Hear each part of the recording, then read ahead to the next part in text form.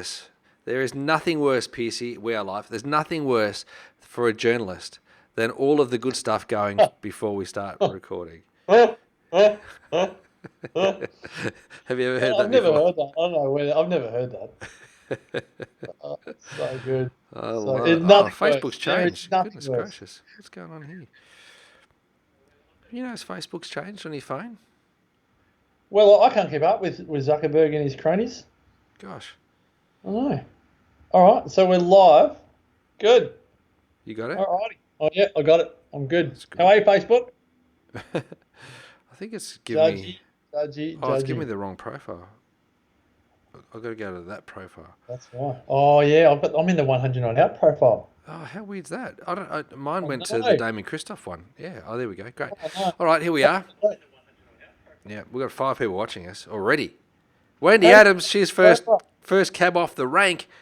On your Wendy. All right, I love that. Right post. Going live now. How do you change your profile? Click on your little picture down the bottom right-hand corner. Oh. Pete Yeah. Lennon. We're on Pete your Lennon. Stefan Cortez. Is Stefan there, is he? He's a legend. I don't even know where Stefan's living these days. Where are you these days, mate? So, This is all happening. Sorry, everybody. We're just trying to work out. I'm not going to share. I'm just going to give up, like probably most people do when technology is just not flying. I'm just going to stay on the live. The share's not happening. I'm just going to see the comments come through.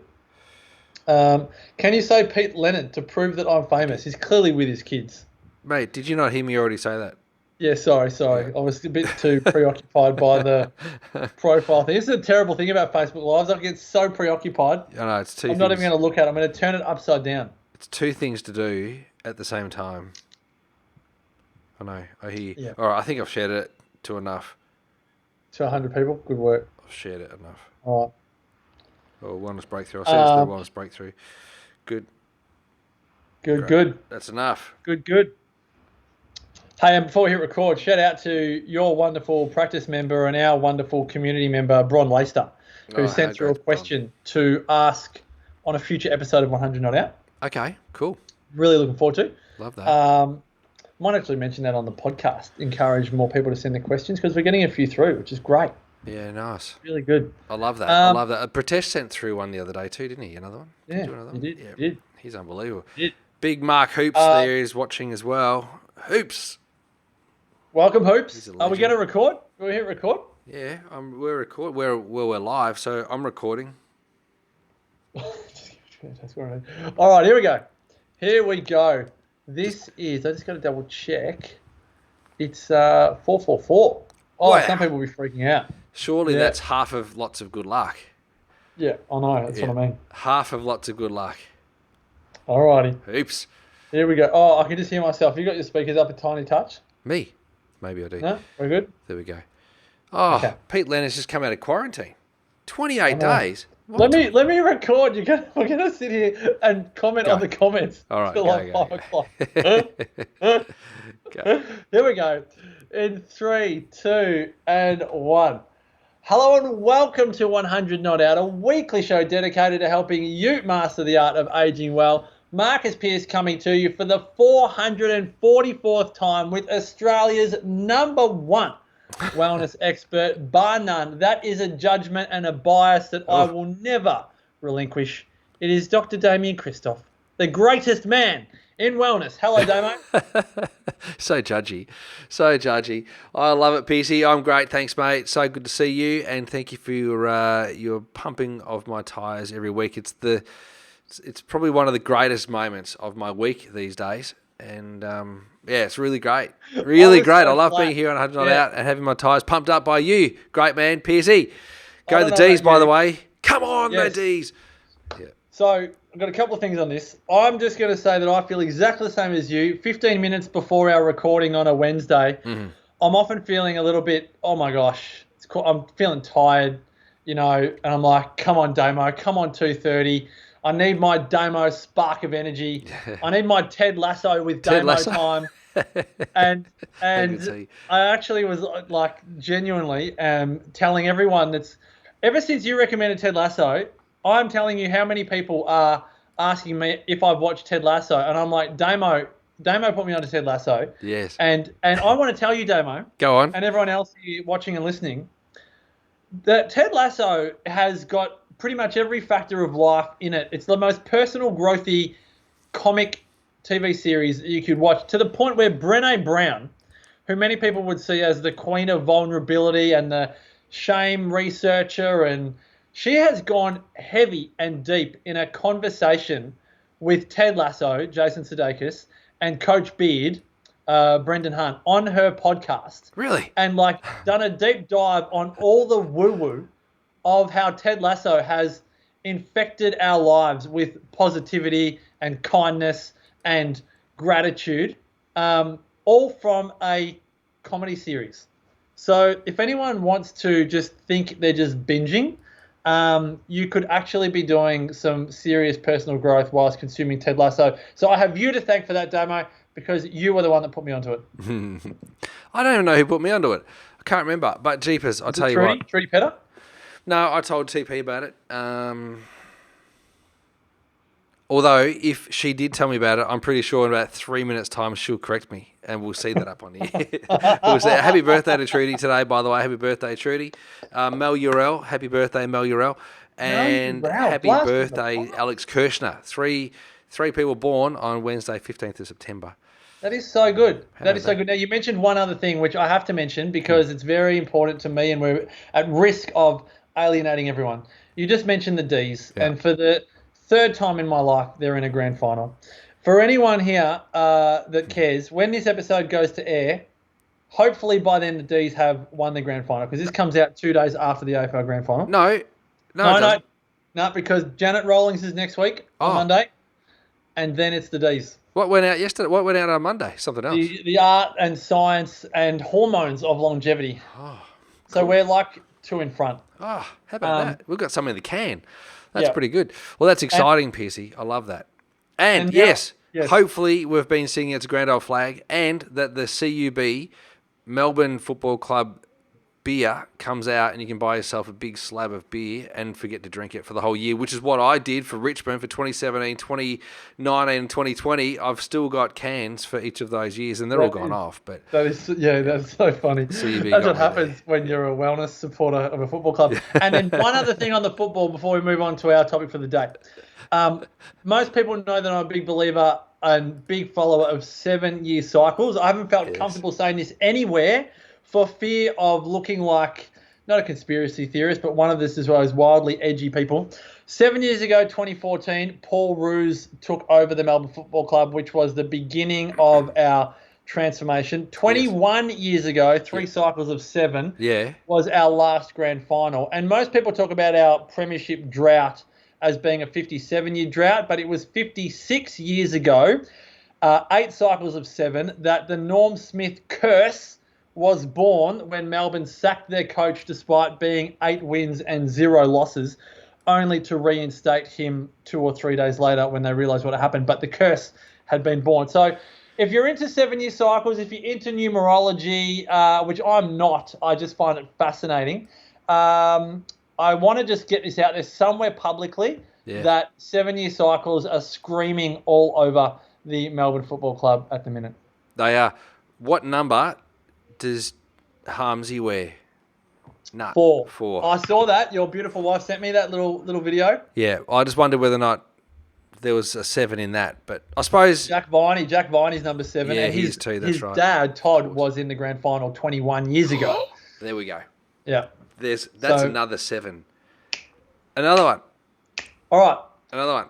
I wanted to talk about something because long-time listener, 0-time caller, never has ever typed into the live Facebook messages, because generally he's on the road listening to this, but he listens to it. Big shout out to Pete Stacey from Human Scale. Pete says, Damo, we caught up the other day, just happened to bump into each other down at the local coffee shop, walking down our street. In fact, I was walking from my house on the street, and he happened to be in my car park, and we just decided that we'll walk, and we just bumped into each other. I don't know how it happens. But anyway, I bumped into Pete, and he said, Damo, I'm finding peace with myself. I go, oh yeah, tell me more about that. He goes, well, I worked out that I was becoming very judgy, very judgmental of people and of of life. People's decisions, people's reluctance to make decisions, people's behaviors, whatever it is. And he was judging it. And he said, it gets me down. It gets me down. It makes me feel flat. And then I'm agitated and anxious. And then I get frustrated and I'm, argumentative. And then I'm short with, Miette. And, I'm not the right person. I'm not the person I want to be. So I've decided I'm going to drop the judgment. I'm not going to be judgmental anymore. And I said, good on you, mate. I love that. That's really good. And so we're just talking about judgment. And I thought, why wouldn't we do a podcast on judgment and judgmentalism and being judgy. And then you, just before we went live, started talking about judging. And I thought, yes, today's the day. It's 63.42857 times 7 into 444. We could definitely do this because there's a factor of 7 in that. Let's do judgmental today. Oh, this is such a great topic, Damo. And we've also got a judgment episode to do on food judgment, which we have in our archive, not our archives, our to record list. Yes. Which is very long, that Google sheet. But I do think more than ever in society today, our ability to practice non-judgment, which is the new age term that Deepak Chopra probably created and someone created before him, and maybe Socrates created before him. Socrates. Non-judgment has, well, can we say? No, that's even a judgment to say it. This is where it gets a bit woo-woo. Is harder to practice, more difficult to practice for many of us than it's ever been. And I don't think I'm being too controversial in saying that. Well, did you empathise with Pete when you saw him? Like, I can easily say that I've been more judgmental than ever, but I don't know. I don't know. No, go on. You go first. So, when we go back to being in a heightened state of stress, and we become a little bit anxious, or we're not sleeping as well as what we could, little things will trigger us, and so that the shortest fuse is the one that's going to blow, right? It's easy to pass judgment to make yourself feel good about something, or to judge a situation in a particular way that you come out on top. Or to cast aspersion in a particular direction at something that's been said or at somebody, the way they behaved, so that it lifts you back up. Because at the end of the day, no one wants to be wrong, right? No one wants to be wrong. Every decision that they make most of the time, people on purpose will make a decision to be right. No one wants to be wrong. So in order to support that decision, there's an element of judgment that could come from that to support the righteousness. Does that make sense? Totally. So for me, I kind of go, well, all right, so let's talk about potentially some of the things that people have got to grapple with at the moment. Do they adhere to lockdown measures in Victoria? And if they don't, who's going to judge? Do they, follow the line of the chief health officer and take a particular medication, or do they not? And then who's going to judge for that? And what if they do that? Who's going to judge them for doing that? And so on and so forth. And so there's a lot of things that people can be judgy on in that sort of regard.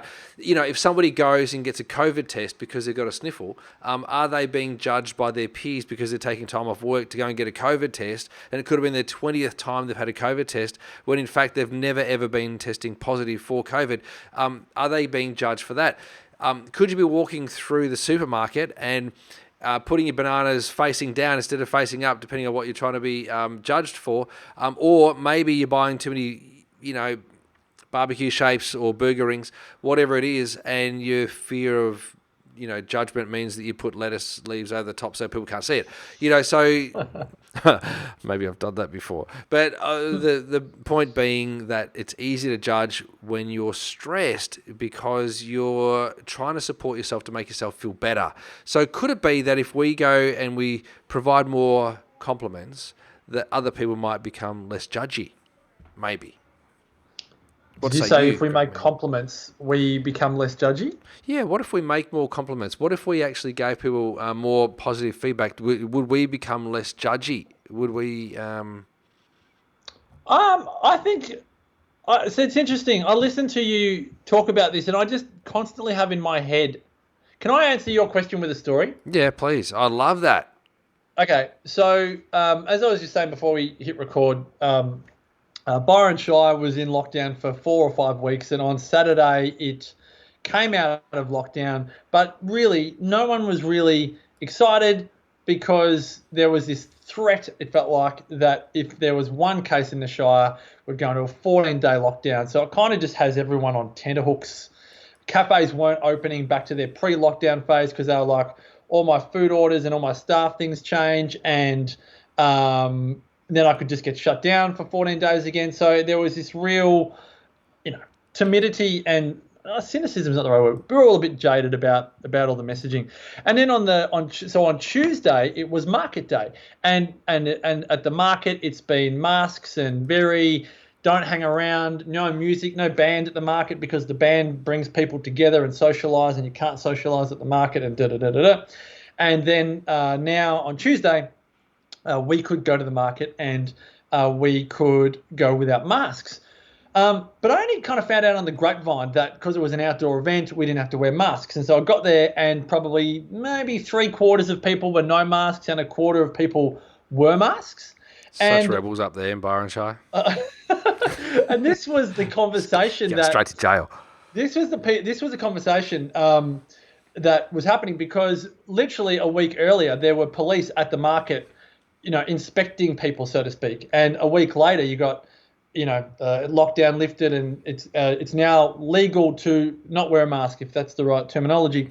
And so what ended up happening is you'd see friends that would be wearing a mask and you're not wearing a mask, and they'd be like, why aren't you wearing a mask? Or why are you wearing a mask? I wasn't aggressive, don't get me wrong. What I'm saying is we ended up going, people with masks were like, oh, don't I have to wear this? And then other people that weren't wearing the masks were looking at people wearing the mask going, oh, hold on a minute. Am I doing the wrong thing? Am I meant to be wearing a mask? And there was this judgment, and some people were curious, right? Some people were like, do I have to wear a mask? Mm-hmm. Others were like, why are they wearing a mask when they don't have to anymore? Or the people in the mask were like, why are all these people not wearing a mask? Like, because we're meant to be wearing a mask. And I feel like, my answer to your question is, I feel like we have gone into such hyper judgment mode that compliments could be a great way to cleanse or lower the feeling of judgment. But I'm forcing myself, I'm always banging on about judgment is always made in statements and curiosity is always made in questions. So if I ever feel myself being judgmental, I go, stop making statements and ask more questions. Mm-hmm. And so my thing at the market was, okay, why are people wearing masks when we don't have to? Mm-hmm. And then I bumped into a friend that wasn't wearing a mask, and she said, I thought we had to wear a mask. Mm-hmm. And then I was like, okay, so by asking a question, like being curious and not judgmental, by asking a question, I could find maybe an answer that would allow me and then other people to be less judgmental. Okay, so let's say, for example, you bumped into somebody and you weren't wearing your mask and they were wearing a mask, and they said to you, oh, you're not wearing a mask. And you said, no, do we have to wear masks? And they say, no, we don't have to wear masks, but I don't want to get COVID. Yeah. Where do you go with that? Like, I just totally let that person go with that. You go with that. Yeah, cool. Because some people can't do that. This is where we're going, right? So some people can't, because in their heart of hearts, inside their DNA, they become riled with the decision that somebody else has made.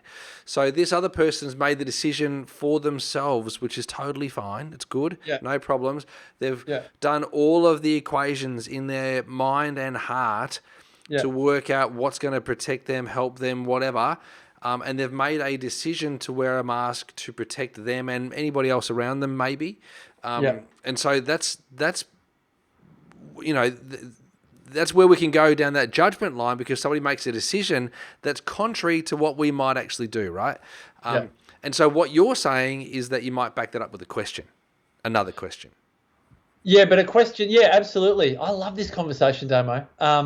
Absolutely. And a question of just being like, for me, I think all these questions are respectful. So I've had like, probably 3 conversations this week, and I'm sure I'm allowed to talk about this.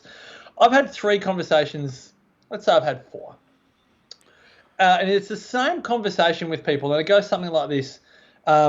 I really haven't been sure whether to get vaccinated or not. So I did all of this research. I considered my life. I considered my children. I considered my work. I considered how close I live to the border. I considered whether I need to travel. I considered family that live interstate. I considered this and I considered that. And 2 people said, and I decided to get vaccinated. And 2 people said, and I decided not to get vaccinated. And this is just me personally, I have no judgment on either of those responses because I love, and I said the same thing pretty much to every person that said it.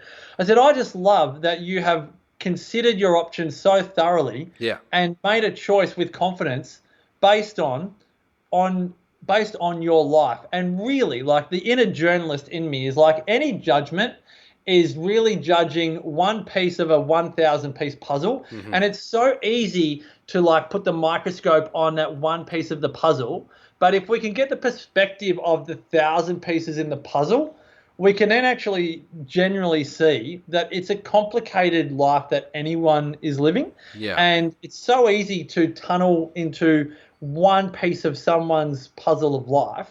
And it's impossible for any of us to walk in someone else's shoes 24/7, 365 and know it. But I do think it's a great test, I think, Damo. And that's what I love about you. You're so, I would say, is it liberal? Like you're very passionate. Like I know you have your views and all of the rest of it, but you've got a great level of respect for people's differences. And that for me is the epitome of non-judgment, is even though the decision might be different to the decision you would make, you have deep respect for the decision-making process that a person may have gone through, which makes it right for them, you know? Which I think is really important. And so quite often people will be disappointed with someone else's decision because of a set of expectations that somebody has of that other person, if that makes sense. So whether that's a pedestal that people get put on, or whether it's just an expectation that they had of that person, or that they thought that person was part of a tribe, and so on and so forth, that expectation can lead to judgment and, of course, then massive amounts of disappointment. And so the whole judgy piece, I think, comes back to the being okay with somebody making a decision that's contrary or different to what your decision might have been. And being totally okay with that, and being comfortable knowing that the decision that you make is right for you and safe, and the decision that they make is right for them and safe, and based on your own values, which I think is really important, to acknowledge your own values. Oh, I love this, Damo. Everything that you were just saying reminds me, and some people are going to turn off here, but again, listening to Breno Brown's interview with Ted Lasso and Coach Beard, they talk about, if you like sports, you love sports, but if you don't like sports, it's like you switch off straight away. So some people are switching off. No, but Coach Lasso is not about sport. I mean, it is, but it's about life. Like, it's a really... Well, no, yeah, but what I was meaning is that, like, exactly what you just said, it's sport is not about sport. It's actually about life, if you can see it. So what you're saying here, for me, reminds me of a Collingwood supporter and a Carlton supporter or a Richmond supporter versus a Melbourne supporter. Let's say we're on different sides of the fence. Yeah. But it doesn't mean we hate each other. No. We actually love each other. We love everything that allows us to go to the football and have banter and have a meal together and watch our teams together and go for different teams, but we still love each other, and that's all part of the experience. Yeah. But in certain things in life at the minute, people don't, I actually want to say they don't want to see it that way. People refuse to see that what's happening in society at the moment is so good for our personal growth as a society, where as a society we are faced with challenges, be them philosophical, be them belief systems, be them physical decisions, whatever it is. But this is what makes a society strong. Diversity, and this comes back to previous conversations we've had, really, like real diversity belongs in an environment where judgment is absent. Yes. Linear or narrow diversity belongs in a society where judgment is rife. And so really, like, the greater diversity, the lesser the judgment. But that is probably a whole different episode in itself.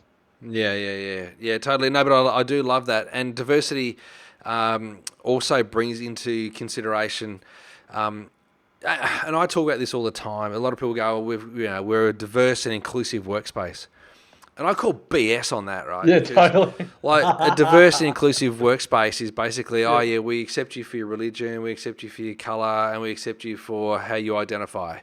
Well, what about my thoughts on health or well-being, or what about my thoughts on whatever else, so this whole diversity inclusiveness has limitations, has its own limitations. So the absolute full acceptance of diversity and inclusiveness is the colours between black and white. It's everything in between. It's the music. It's the part that gives the groove. It's the offbeat. It's everything that enables music to sound so good. That is diversity and inclusiveness, and then non-judgment, right? So, and that can only happen with the acceptance that people have different opinions and have different views on the world and on life. And I think that's really important. That's true diversity and inclusiveness. Oh, this is special, Damo. This is one of those masterclass episodes where it would be wise to go for an hour. We're ticking over though, so but I do agree with Pete. Leonard. In cricket, we don't like the Poms. Well, I saw other things in the Facebook chat. Pineapple goes on pizza. Agreed. It'd be a great dinner party judgment game to play all of these divisive topics. Yes. Beer versus wine, and beer and nuts, or chocolate and coffee and cake, and all the rest of it. We did that. Do you remember with Annie Council? Shout out to Annie. Shout out to Annie. Actually, Annie just texted me before. I don't know if she knows that we've gone live, but she texted me before. So, hi to Annie. We played this great game. It's pretty much like this game we were just saying, in Ikaria one night over probably 48 bottles of Icarian red wine. Day or night, morning or evening, or morning, or breakfast or dinner, wine or beer, sea change or tree change. And it's amazing how many different answers you get, aerobic versus anaerobic, savory or sweet. Yeah. And all these different, for want of a better term, judgments. Dan versus Gladys. Dan versus Gladys versus Anastasia versus Mark. Don't go there. Let's bring it back to sport. Helen said bring it back to sport. Let's bring it back to sport. Yeah, bring it back to sport. Yeah. Shout out to, surely you've seen I'm probably late to the party here, the Jimmy Giggle. Yeah, how funny is he? Videos which I just think makes it. Thanks, Sandra Sully. Absolutely. Totally late news. That's most things. All right, before we go, Sandra Sully, on other things, we are going to say farewell. Thank you for your support of the podcast. As always, hopefully it is a grand old flag today. And to everyone that has been a supporter of the podcast, thanks, Dad. Thank you. For more on the great man that is Damien Christoph, head on over to damienchristoff.com. Myself, marcuspierce.com.au. And until next week, continue to make the rest of your life the best of your life. Bye for now. Boom, boom, boom, boom, boom. Seriously, you're going not long enough. What are you talking about, Summer? You didn't join us till too late. That was going on. Yeah, absolutely. Thanks, Hoops. Thanks, Hoops. I was chatting with Hoops before I actually went live. He's such a legend of a bloke. He's great. Big Hoops. Who's JJ McCormick? Do you know JJ McCormick? Yeah, JJ. I do know JJ. Seeing some of the comments in here. Do you know Larry Christoph? Must be. Larry's there. Yeah. My dad. Guess how happy he is. He's happy. Yeah. What, is he back for the Bulldogs or something? No, he's as happy as Larry. Oh, good. Oh, yeah, right. Oh, sorry. That's right. I'm so Sandra Sully at the moment. I think I'm hungry. I need some chocolate. Yeah, I think you need a little bit of CPC. CPC. Facebook, thank you so much for joining us. Great to have you with us. And, I haven't seen it. Well, JJ, I've always felt like you've just been there, in the wings, just watching us. But I know you're there. All these people I can't wait to see in person one day. Yeah. I'm a legend if you ever need a legend to speak to, Dave. Thanks, Pete. Pete, you are a legend. Oh, love it, Pete. I know. And Pritesh. Everyone's a legend here. Summer, Helen, Pritesh. Wendy, Stefan, TP, Hoops. Wonderful community. Everyone. Ravs. Yeah. All right. All right. See you, Facebook. Hey, big shout out to Murray Warner. Big shout out to Murray Warner. Hope Warner. Hope you're feeling good, Muzz. I'll tell you off air. Muzz, sending you love, man. See ya. See you guys.